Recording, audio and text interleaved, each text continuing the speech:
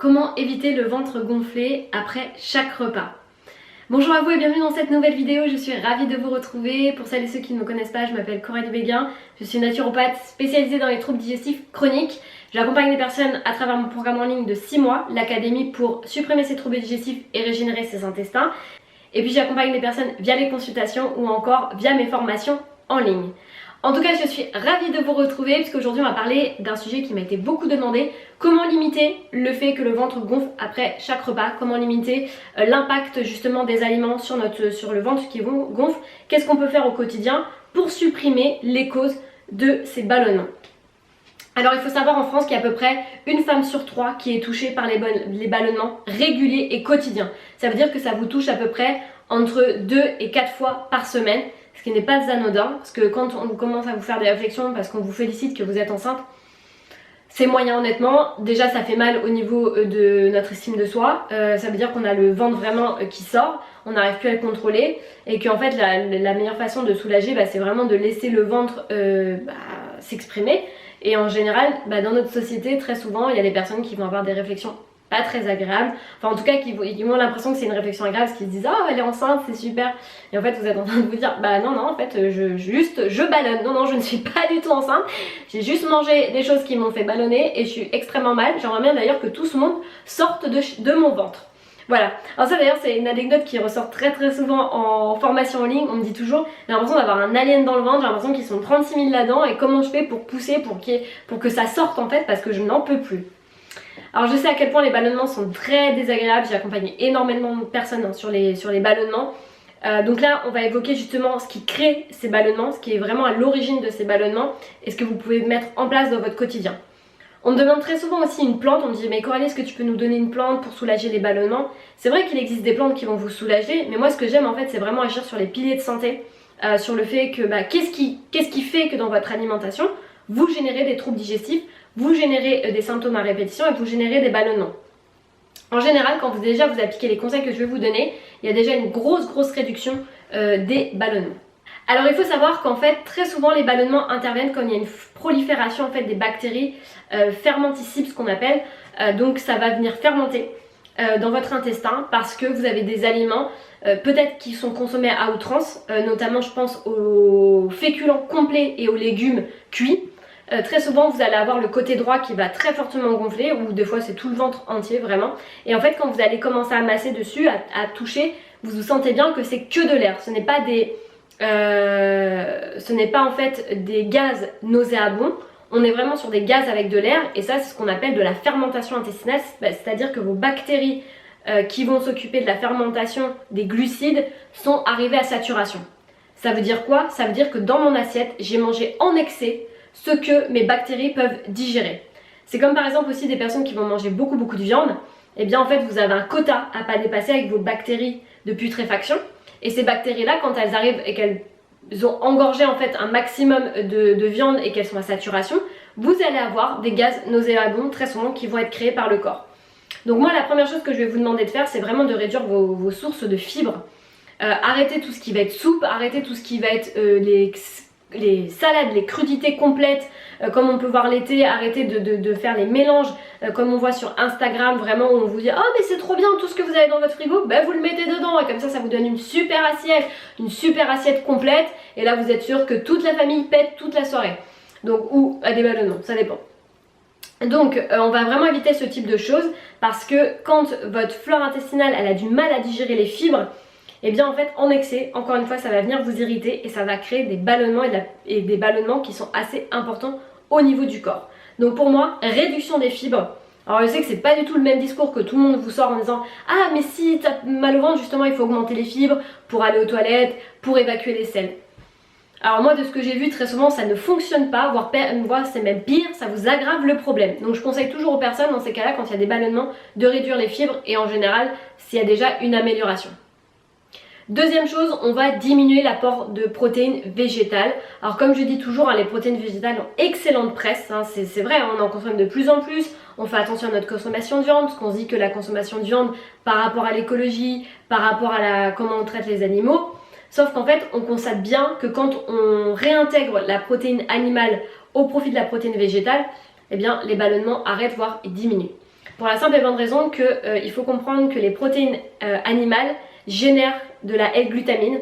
Et la L-glutamine aujourd'hui, qu'est-ce qui se passe avec elle? Parce qu'on vous dit prenez de la L-glutamine, ça va resserrer vos entérocytes, prenez de la L-glutamine, ça va vous aider dans l'inflammation du corps.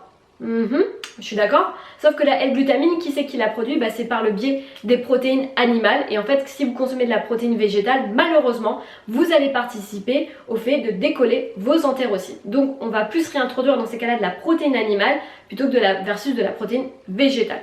Donc moi, je dis toujours, faites le test sur vous et vous voyez comment ça se passe au niveau de votre tube digestif. En général, moi, de ce que j'aperçois et au niveau des retours que j'ai des personnes qui sont dans le programme ou via le biais des consultations, en général, il n'y a plus de ballonnement. Troisième chose également, favoriser au maximum la mastication. Je vois des personnes qui me disent non mais moi je mange en 5 minutes, c'est réglé en 5 minutes mon repas. Et en fait, le repas c'est un moment où ça doit être pris dans le calme, vous devez être assis, posé, et en fait à chaque fois que vous mettez une bouchée à la bouche, ça ne doit pas être immédiatement chassé par l'autre bouchée. Vous devez vraiment prendre le temps de faire cet effort de bien mastiquer, de bien prendre les aliments en bouche, de bien les imprégner de salive, parce qu'en fait, si vous ne les imprégnez pas de salive, qu'est-ce qui se passe? Il se passe que vous n'aurez pas les présenzymes et les enzymes pour activer notamment les enzymes issues du pancréas. Et donc ça veut dire quoi? Ça veut dire qu'au niveau de votre estomac et de votre intestin grêle, vous allez être gêné par la digestion, et donc votre estomac, votre intestin grêle et votre intestin va devoir se récupérer à faire du travail, alors que 80% notamment de la digestion passe déjà par l'activation de cette salive et notamment de la mastication. Donc ça c'est très très important de faire l'effort. On devrait rester au minimum 20 minutes à table, ça serait bien entre 30 et 40 minutes vraiment assis, posé, où vous allez prendre l'effort de mastiquer. Donc ça c'est très important parce que je vois tellement de personnes qui me disent ah non mais moi c'est express, c'est 5 minutes, voire même des fois je mange, je suis en train de marcher, je suis en train de téléphoner, je suis en train de faire autre chose. Le moment en fait quand vous allez vous mettre à table, c'est vraiment un moment où vous allez vous poser, vous recueillir entre guillemets, prendre une pause. Comment est-ce possible en fait d'être en bonne digestion si vous êtes en train d'activer en fait ce qu'on appelle l'orthosympathique, c'est-à-dire que pour digérer il faut que ce soit le para qui soit activé. L'ortho j'accélère, je suis en mouvement, je suis en train de faire de la course à pied, etc. Et le para c'est là où je vais être activé pour la digestion et pour le repos. Sauf qu'en fait si je suis en train de marcher, si je suis en train de regarder un film d'horreur en même temps à la télé, vous allez avoir votre ortho de la peur qui va être activé, votre orthosympathique. C'est impossible de digérer correctement si vous faites ça. C'est pour ça que les repas doivent être pris dans le calme. Vous devez poser votre fourchette à chaque fois, prendre les repas dans un calme, dans un endroit calme, pardon, mais aussi avec des gens que vous aimez. Parce que si vous avez des conversations avec des personnes que vous n'aimez pas et qui vous excitent, vous n'êtes pas sûr de bien digérer derrière. Donc ça, faites attention à ça, c'est des petites choses aussi qui peuvent faire changer aussi votre digestion.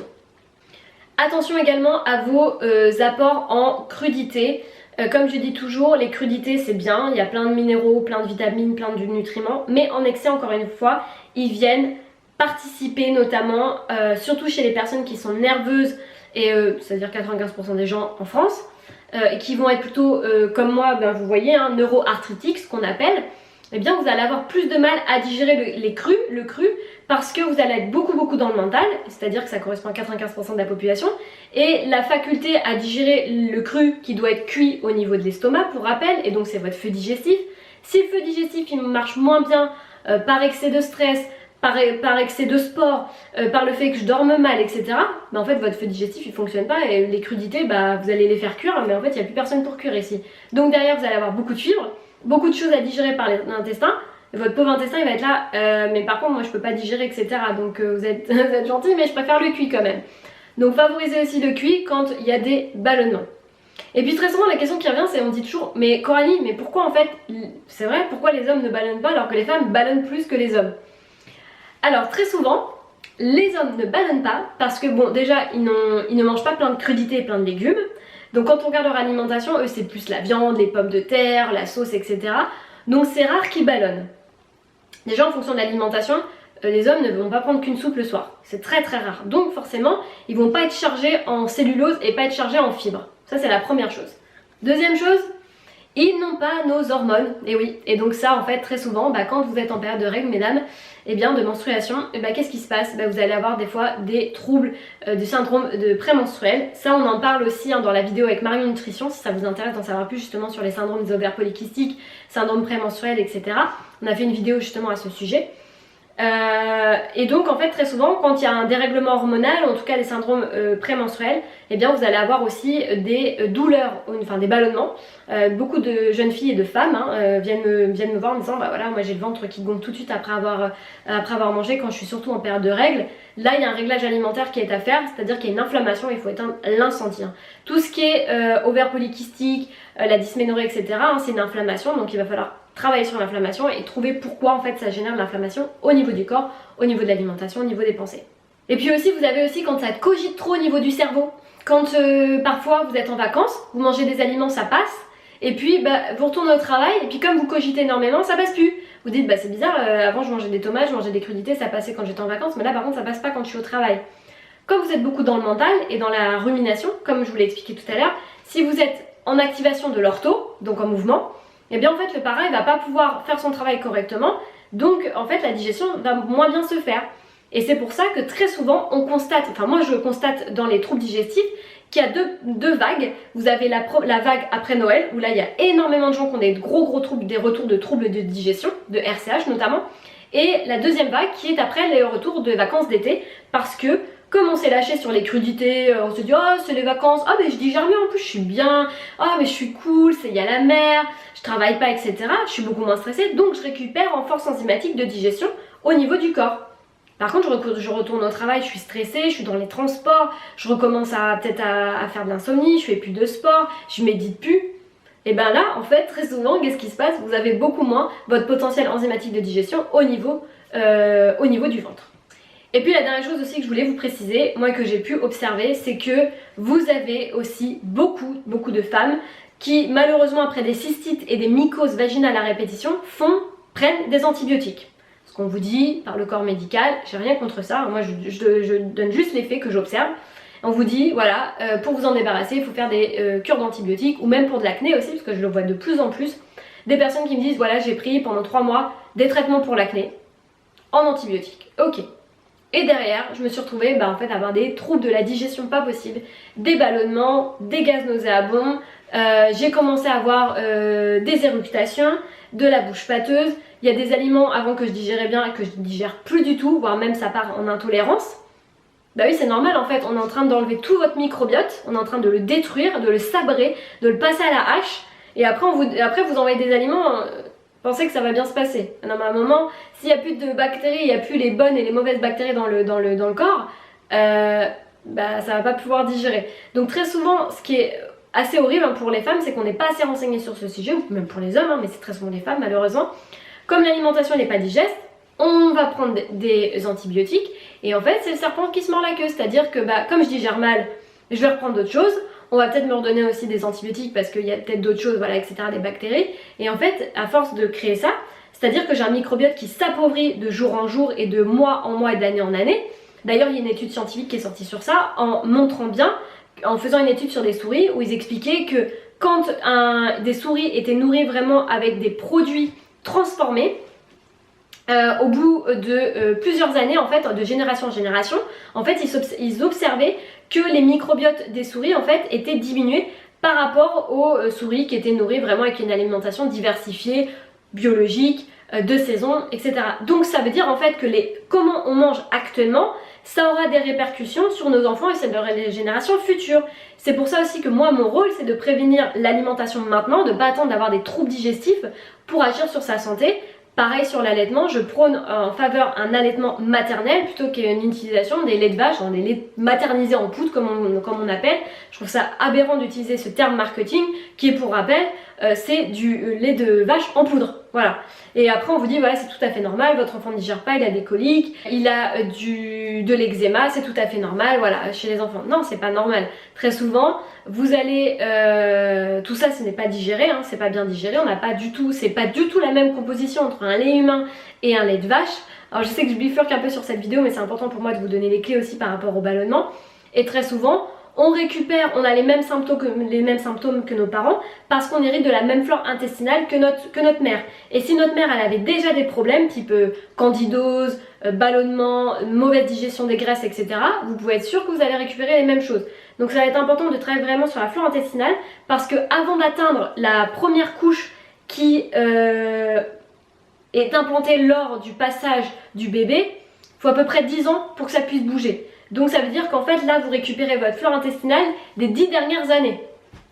C'est pour ça que c'est pas tout de suite immédiat des fois quand on fait un réglage alimentaire et qu'on agit sur les troubles digestifs. En tout cas pour moi c'était important de vous spécifier ça, d'agir aussi à chaque fois sur vraiment ce qui vous occasionne des troubles digestifs, voilà, de prendre des infusions aussi pour vous aider. Et puis en tout cas rappelez-vous que des fois les choses prennent du temps, voilà, des fois il faut être calme, travailler tous les jours sur soi, travailler sur son mental, travailler sur son alimentation et surtout ne pas lâcher parce qu'il y a toujours une solution, il y a toujours quelque chose auquel on n'a pas pensé qui peut nous aider. En tout cas, prenez soin de vous, mettez-moi un petit pouce bleu, mettez-moi un petit commentaire si vous avez bien aimé cette vidéo, nous partagez aussi votre expérience, c'est toujours intéressant d'échanger entre les différentes personnes qui ont souffert justement de la prise d'antibiotiques, de la prise de Roaccutane, etc. ou des ballonnements à répétition, n'hésitez pas à nous partager votre expérience, pour moi c'est toujours intéressant de savoir un petit peu ce que vous pensez aussi. En tout cas, prenez soin de vous et à très vite dans une prochaine vidéo.